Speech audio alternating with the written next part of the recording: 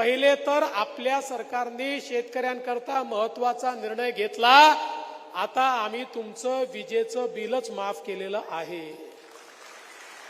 कोणत्याही शेतकऱ्याला विजेचं बिल भरावं लागणार नाही। आणि सोबत दुसरं काय केलंय? आम्ही सौर कृषी वाहिनीची योजना आणली। महाराष्ट्रातल्या शेतकऱ्यांना 16,000 मेगावॅट वीज लागते, त्यापैकी 12,000 मेगावॅटचं त्या ठिकाणी आम्ही हरित ऊर्जीकरण किंवा सोलर मध्ये कन्व्हर्शन सुरू केलंय, जे 1.5 वर्षात पूर्ण होणार आहे। उलट 4,000चं आता काम अजून चालू करतोय।